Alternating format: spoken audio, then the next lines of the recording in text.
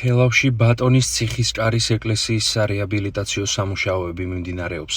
უკვე დასრულებულია კრამიტის საფარის მოწესრიგება, გადაწყობა და ფრაგმენტული შეკეთება. ამჟამად მიმდინარეობს ეკლესიის სამხრეთ მინაშენისა და საყრდენი კედლის კონსერვაცია. სამუშაოების ფარგლებში რეაბილიტაცია ჩაუტარდება იატაკს, აღდგება დასავლეთის კარის წირთხლი, აღმოსავლეთ ფასადზე დამონტაჟდება სარკმლის თავსართი, მოეწყობა სამხრეთისა და დასავლეთის კარი და ჩაისმება ხის კანკელი. სარეაბილიტაციო სამუშაოებს საქართველოს კულტურის სამინისტროს მხარდაჭერით კულტურული მემკვიდრეობის დაცვის ეროვნული სააგენტო ახორციელებს. მიმდინარე სამუშაოები კულტურის მინისტრმა თინათინ რუხაძემ დაათვალიერა. მინისტრთან ერთად ადგილზე იმყოფებოდნენ ამბა ალავერდელი, მიტროპოლიტი დავითი და საქართველოს კულტურული მემკვიდრეობის დაცვის ეროვნული სააგენტოს დირექტორი თეა ონიანი. მინისტრი ბატონის ციხის ტერიტორიაზე მდებარე თელავის ისტორიულ მუზეუმსაც ეწვია და იქ წარმოდგენილი გამოფენა დაათვალიერა. ბატონის სასახლის აღდგენა, კეთილმოწყობა, მოწესრიგება არის ძალიან მნიშვნელოვანი. ეს ეკლესია კეთილმოწყობის სახელობის იყო დიდი ხნის განმავლობაში შეუკეთებელი, მოულელი. დღეს უკვე გვეძლევა საშუალება, რომ აქ სრულფასოვანი მსახურება დადგეს და სობორო, რომლის გვერდზედაც არსებობს ეს პატარა ეკლესია, ერთად იქნება გამორჩეული კომპლექსი სამეფო კარის გალავნის შიგნით. ბედნიერი ვარ, რომ სააგენტო აკეთებს ამ პროექტსაც გალავნის შიგნით არსებულ პატარა ტაძარს. ძალიან მნიშვნელოვანია, რომ ჩვენთვის პატარა და დიდი არ არსებობს ისტორია მთლიანად არის მნიშვნელოვანი და მივესალმები იმას, რომ ბევრი რესტავრატორი და ბევრი ადამიანია ჩართული მსგავს პროექტებში. იმედს ვიქონიებ, რომ ნამდვილად ადგილობრივ თვითმმართველობასთან, ეპარქიასთან და ყველა ჩართულ მხარესთან ერთად მივიღებთ ძალიან კარგ გადაწყვეტილებებს. შემდგომშიც აქაურობის, მეტი განვითარების ყველა მხარე ვართ ჩართული იმისთვის, რომ ძეგლის ინტერესი და ჩვენი ქვეყნის ისტორიის გამდიდრების, წარმოჩენისთვის და პოპულარიზაციისთვის ყველაფერი ვაკეთოთ. მოხდა არსებული დაზიანებების აღმოფხვრა, კერძოდ დაზიანებული კედლის გადაწყობა, ამოგოზვები, მზადდება ხის ახალი კანკელი, ხის კარები, რომელიც უახლოეს პერიოდში დამონტაჟდება, ასევე მოეწყობა იატაკი და ამით ძეგლს შეუნარჩუნდება, ასე ვთქვათ, მდგრადობა. ამჟამად ჩვენ ვიმყოფებით მეფე ერეკლეს კარის ეკლესიის რეაბილიტაციის მონახულების მიზნით მეფე ერეკლეს სახლ-მუზეუმის ტერიტორიაზე. რა თქმა უნდა, ყველა ეს ასეთი მშენებლობები და რეაბილიტაცია ჩვენი კულტურული ძეგლების არის დიდად მნიშვნელოვანი.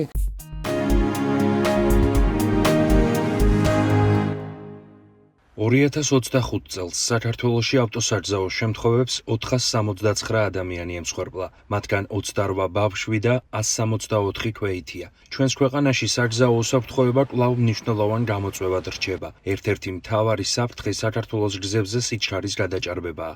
აღსანიშნავია, რომ საჯზაო სატრანსპორტო წესების დარღვევაზე არსებული ჯარიმები იზრდება და პასუხისმგებლობა მკაცრდება. რა ეფექტი ექნება ახალ რეგულაციებს? იქონიებს თუ არა გავლენას საჯზაო შემთხვევების რაოდენობის შემცირებაზე. ამ საკითხზე ფონდ პარტნიორობა საჯზაო უსაფრთხოებისთვის დირექტორმა ირაკლი იზორიამ დეტალურად ისაუბრა. ახალი საკანონმდებლო ცვლილებები განხორციელდა საქართველოს პარლამენტის მიერ.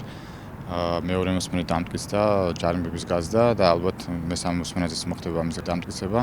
ძირითადი ცვლილებები ეხება იმას, რომ სიჩქარის გადაჭარბება იზრდება 50-დან 100 ლარამდე, არის ასევე მანევრების წესების დარღვევაზე, ჯარიმების გაზრდა, პარკირებაზე, ბასლაინების უსვლაზე. თუმცა ამასთან მიმართებაში მინდა ერთი კომენტარი დავაფიქსირო. ჯარიმების გაზრდა მხოლოდ არ იწვევს საგზაო უსაფრთხოების გაუმჯობესებას, არამედ მნიშვნელოვანი არის ქულთა სისტემის მიბმა კამერების სისტემასთან. ეს არის აპრობირებული მეთოდი ევროპის ქვეყნების კავშირში. ჩვეულებრივად მარტო ჯარიმების გაზრდით ვიღაცები არიან ვზიხდიან 1000-ობით ლარის ჯარიმას, მაგრამ მაინც მძღოლები არიან და დადიან ამ ქუჩებში. ამიტომ მნიშვნელოვანი არის მივიღოთ ქულთა სისტემა. ის სისტემა რაც არის ევროკავშირში და სხვადასხვა ჩატარდა კვლევა, რომელიც ჩვენი ფონდის მიერ იქნა განხორციელებული, წარდგენილია საქართველოს საგზაო უსაფრთხოების დეპარტამენტთან. ეს კვლევა არის გარკვეული რეკომენდაციები, რომლის გათვალისწინებაც იქნება აუცილებელი და ცვლილებები, რომელიც ზოგადად ჯარიმების მომატება არის ერთ-ერთი პრევენციული ხასიათის, რაც ხორციელდება არა მარტო საქართველოში, არამედ ძალიან ბევრ ქვეყანაში, თუმცა ეს არ არის მაინც და მაინც მომცემი იმ რეზულტატის, რაც უნდა იყოს. ცვლილებებს უნდა ახდენს აუცილებლად მტკიცებულებები, კვლევებზე დაფუძნებული გადაწყვეტილებები, რომლებიც საქართველოს გზებზე დაიცავს ადამიანის ჯანმრთელობას და სიცოცხლეს.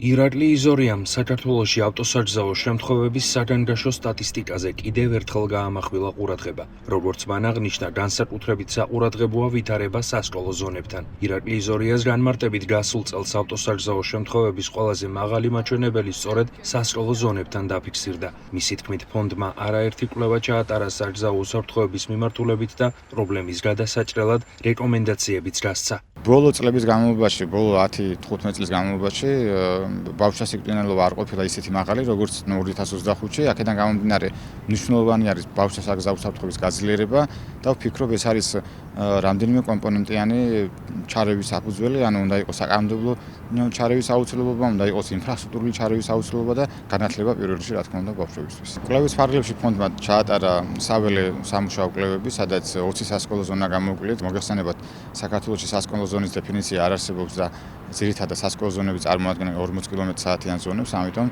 40 კმ/სთ-იანი ზონების გამოვიკვლიეთ და ასევე გამოვიკვლიეთ ის საპილოტე პროექტის ფარგლებში გაკეთებული სკოლები, რომლებიც 30 კმ/სთ-იანია.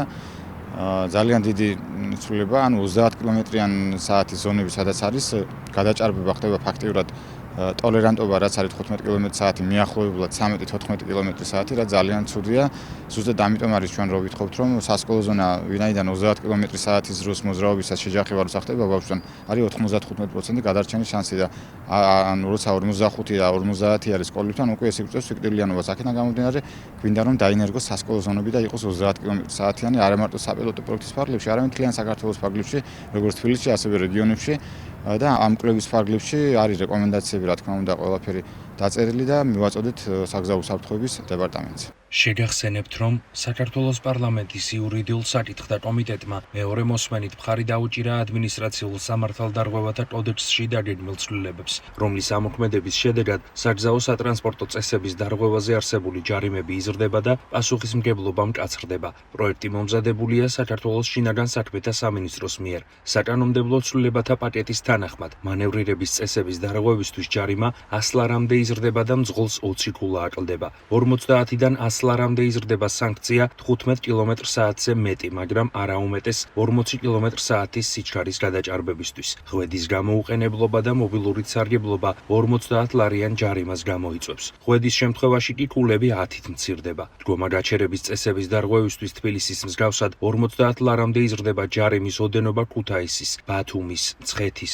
რუსთავის, გორის, თელავის, ფოთის, ზუგდიდის მუნიციპალიტეტებში და საქართველოს კურორტებზე. ამასთან, როგორც კომიტეტის სხდომაზე ითქვა, აღნიშნულ მუნიციპალიტეტებს ახალციხე და ოზურგეთი დაემატება. დამატებით პასუხისმგებლობა დგინდება ბასლაინზე სამარშრუტო სატრანსპორტო საშუალების გარდა, სხვა სატრანსპორტო საშუალების მოძრაობის საპირისპირო მიმართულებით მოძრაობისთვის, რაც გამოიწვევს დაჯარიმებას 200 ლარის ოდენობით. გარდა ამისა, ახალ სამართალდარღვევად განისაზღვრება სატრანსპორტო საშუალების ტროტუარზე ან ქვეით და გადასასვლელზე დგომა გაჩერება, რაც გამოიწვევს დაჯარიმებას 100 ლარის ოდენობით. ამავდროულად, ამ სამართალდარღვევის ჩადენის შემთხვევაში კანონით განსაზღვრული პირობების არსებობისას სატრანსპორტო საშუალება სპეციალურ დაცულ სადგომზე გადაყვანას დაექვემდებარება. კაცრდება ადმინისტრაციული პასუხისმგებლობა ეგრეთ წოდებულ დრიფტზე. თუ კი დრიფტს შედეგად სატრანსპორტო საშუალების, ქონების, ნაგებობის დაზიანება ან ადამიანის სხეულის მსუბუქი დაზიანება მოჰყვება, ეს 500 ლარიან ჯარიმასთან ერთად 6 თვის ვადით სატრანსპორტო საშუალების მართვის უფლების შეჩერებას გამოიწვევს. გზისა და საგზაო ინფრასტრუქტურის დაზიანება ან წესების უხეში დარღვევა ფიზიკური პირისთვის 2000 ლარი, იურიდიული პირისთვის 5000 ლარი გახდება.